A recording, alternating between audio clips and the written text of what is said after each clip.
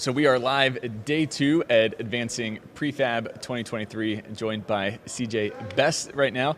So CJ, let's start by a little bit about yourself and what brought you to Advancing Prefab this year. Yeah, so I'm CJ Best, Director of Manufacturing at McKinstry. Been in the industry about a decade now, and at McKinstry for a decade.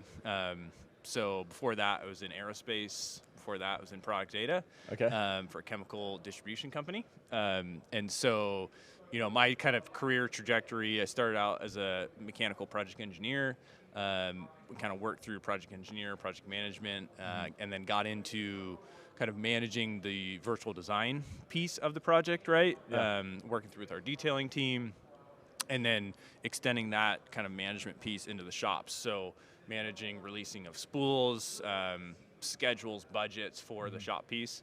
And then the company was like, hey, you're pretty good at this. Do you want to do this for our office down in Oregon, right? And so I kind of took over getting our shop off the ground down there, and grew our detailing team down in the Oregon market. And then from there kind of moved into our construction innovation team and worked on kind of our whole model-based workflow within the organization, as well as some other, our Revit transition from AutoCAD. And then moved into the role I'm in now, which is Director of Manufacturing, and I kind of support the strategic direction and process improvement and sales efforts for our organization kind of as a whole. So that's what kind of brings me here, is looking at networking with different people, looking for opportunities to kind of connect with folks, understand what they're doing, what processes can we bring back to McKinstry, and just kind of continuously improve. Yeah. So. Very nice. If you could go back to yourself a decade ago, and kind of tell you something, like make sure you pay attention to this over the next 10 years, what kind of piece of advice would you give? Yeah, I think and I give this advice to folks that I'm mentoring in the industry, is that, you know, if you want to kind of continue to progress within your career, like don't be shot down or disappointed if the role that you're wanting to get into doesn't exist yet. The last 3 roles that I've been in at McKinstry didn't exist until I moved into them. Right. And so part of that was me having a passion around something and showing that I could execute on it. But that's only one part of the equation. The second part is matching that up with a business need, right? And so, you know, I think the example of the construction innovation group, like that was me being passionate around technology, process improvement, but also I just kind of lucked out in terms of timing with the organization, that they were pulling people out of day-to-day ops to bring them into kind of this R&D function. And so looking out for those opportunities within your organization, and then just kind of don't be afraid to maybe do a little bit more than what's in your current role if you want to continue progressing through the organization. Yeah, so I think that's good advice. That was when you were talking about that.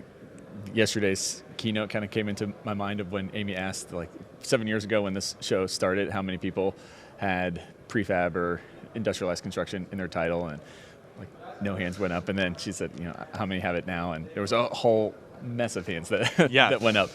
So I think that's good. The construction is changing so much that the jobs of 5-10 years in the future, they're not here yet. But it's the people now that are the innovators that are really kind of forging the paths ahead of what those jobs are going to look like. Yeah, no, definitely.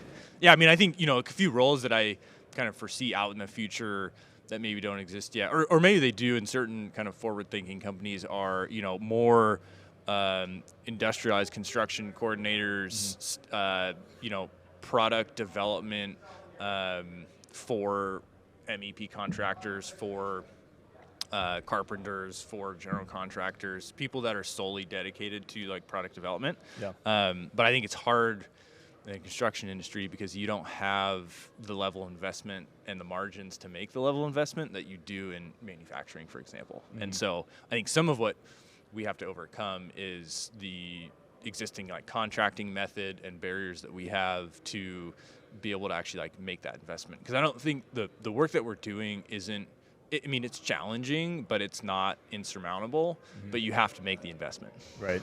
Yeah. So any kind of key takeaways so far coming out of Advancing Prefab? Yeah, I mean, I think I had a couple really good takeaways from the pre-conference day. I was in a couple of the workshops, and one of the things that the first session was from Helm Mechanical, and a consultant from Ado was just around the data strategy. And one of the things I took away was like their goal, or Ado's kind of recommendation around if you should pursue a certain technology or process improvement is like a 3x ROI, which seemed like high to me, but also kind of makes sense because if those are always kind of fuzzy math numbers, right? And so if you were to double your costs and only see half of the savings, then like you're not necessarily making it out completely, but you're at a lot better spot than if you're only at a 1.5 ROI, and then all of a sudden you were way off on the potential savings. So that was a really interesting one. And then the standard hours from U.S. Engineering was super intriguing, of kind of simplifying how you look at your shop operations to really understand how much throughput you need to have in order to know if you're making money kind of each day. Right. Yeah. So one of the things that strikes me, when you come to an event like this, you can feel the energy and the excitement, and everybody's having all these great, pages and pages of notes to take back. But how do you practically kind of bring the energy back into the real world and then have it applicable so that you remember and take action on what you learned? Yeah, I think, you're kind of in this like aura of like, oh, everyone's excited about prefab, like let's go change the world. And then you get back Monday and it's like, oh, you have a bunch of meetings and like the week goes by, week that you were just out. And then you're like, shoot, I was supposed to download these slides and I didn't get around to it. So one of my strategies is, and I was doing it this morning, is I try and debrief from the day before and write down my action items in my notes and not wait till the end of the conference. And so, and I don't like to, and it's unfortunate that they don't, and I understand why in terms of kind of processing everything, but it'd be really helpful if slides were after, like soon after the presentation, because, I had 4 action items from yesterday. And so 3 of those I added to my to-do list kind of in my normal planning workbook, right? Or like my tasks in Outlook, right? And then the other one I already sent off to the person at the company, because I know that once I go back, if I don't have it scheduled in my normal like work planning session, it's not going to happen. Right. And so that's, I don't know, that's my approach to trying to take things from the conference and actually be able to execute on them. Yeah, no, I think that's good. Do it now and then build it in so that when you get back, it's because if it's like a separate notebook, right, that's not your normal planning process, then you're not going to look at it till the next conference, and then you're like, shoot, yeah, I was going to look at that. That was a really There's a lot of good stuff thing. here. Yeah. Yep. Yeah. So you taught a class yesterday. What was the class on?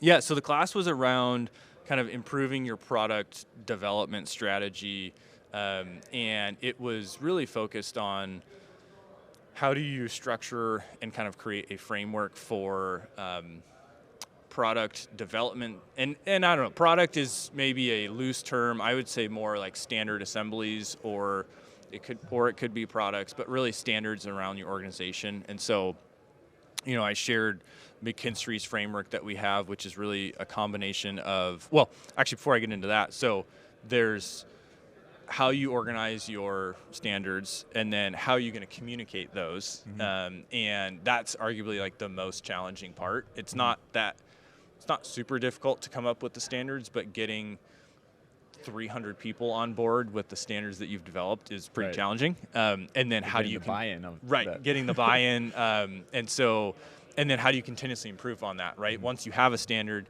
now you got to keep it fresh and updated with new information that comes in and learnings on projects. And so I kind of went through our levels of manufacturing concept, which kind of goes from level 0, which is like stovepipe, just vendors delivering stuff out to the field, kind of through kind of each level progresses in terms of the amount of work that's done off site, right? So level 1 would be like you're just organizing material, but you're not cutting it, you're not joining it, you're not doing anything like that. Up to levels 4, 5, 6, 4 being you're having multiple services in a single trade kind of putting together like a multi-trade rack, right? Or a piping rack, for example. And then up to level 6, which is like your full volumetric prefabrication with MEP, maybe there's fire in there, maybe there's some low volt or AV, there's drywall, like all sorts of stuff. So, and that framework then ties into our playbook that we have. And so that allows us to give our project teams the ability to decide what is the right level of manufacturing to go to for each play that we have, right? So an example that I shared in the presentation was a backflow prevention station. And so typically that's just like, hey, here's all these components on a skid or on assembly that gets shipped out, but what if the valves aren't going to show up in time? And so rather than just scrapping the whole thing, still assemble everything, but just don't do the valves. And so that was the example I shared of doing a level 3 instead of level 4. Gotcha. And then kind of continuous improvement processes around our build planning approach and how do you plan the projects early on by leveraging the playbook, and then my team meets with the build plan facilitators to get feedback as they hear from projects, and then we inject that back into the playbook. So we have like a durable process for documenting those improvements and then leveraging them for future jobs. Yeah, love that. What's the biggest thing that construction needs to learn from manufacturing?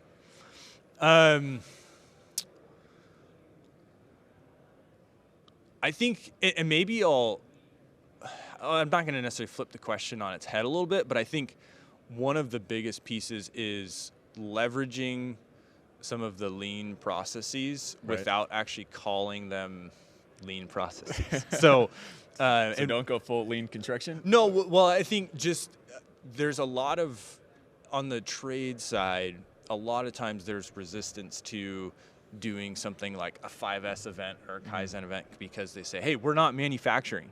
But some of the success I found at McKinstry is leveraging those same concepts, but just calling it something different, right? And then it's more, you're approaching it as, hey, this is a process that's worked, but it's not necessarily specifically a 5S event, but you're kind of walking through the different aspects of that.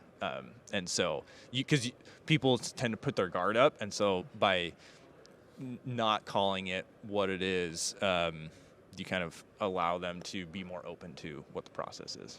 Makes a ton of sense. My marketing ears kind of perk up with that, is because you're branding it differently. And I think one of the big mistakes that a lot of people make in general, but it's prevalent in construction, is you take what is applicable to the C-suite and kind of what the value prop was for them, and then you just say that same message to every single person along the value chain and all the stakeholders, and they are totally not bought in because they're like, yeah, I get it for that guy, but what about me? Yeah. And there's a real value for everybody in the process, but you're not telling what that unique individual values, and so they don't see it from their perspective. Yeah, I mean, the change management process, I've got to go through a few different iterations of it at McKinstry, and it's a challenging process for sure. And nobody likes change. No, and I think that do well with change don't always love change. Yeah, and I think there's a few things I've learned along the way, one of which is understanding the volume of change kind of across the organization and having a pulse, depending on where you are in the org. Like if you're kind of at my level, you've got a little more insight into what's going on across the organization outside of your group. But having that awareness, even if you're a construction technologist or project manager and you want to deploy this new thing, making sure you kind of understand, like, okay, well, we're deploying a new ERP system, right? And so, we're also changing out how the field orders material. And how we're doing rentals. And like how BIM is delivered to the field is now different. And so like, it's overwhelming. It's overwhelming for certain folks, and maybe it's not impacting you, but you got to look at everybody that's getting impacted by the process or technology that you're trying to deploy. And I think the other piece too that I learned after kind of reflecting around our deployment of our shop management platform is like, if the value proposition isn't directly attributable to a certain persona, right? So like for the shop floor, for example, tracking productivity in and of itself doesn't help them weld faster, and Right. so like they're less likely to care about it. But by knowing what your costs are and being able to get more competitive on projects, you ultimately can win more work. But that's like 2 levels removed from what they're doing on the shop floor. Right. And so the further the value prop is for the people on the floor, so to speak, whether that's in the field or in the shop, the more important it is to have their leaders bought into the process so they can help enforce it, and kind of help ensure that there's buy-in kind of across the organization. Yeah. No, I think it's a good point because, in that example, it may create more work for that person. Yeah. It's not, you can't go to them and be like, oh, this is going to save you time. Because it's not. Yeah. It's going to save the company time and create efficiency that way. But you got to be able to speak to that of like, here's why we're doing it. And it's a tough sell in some circumstances. It can be. But Yeah, for sure. What's the journey to productization look like for you?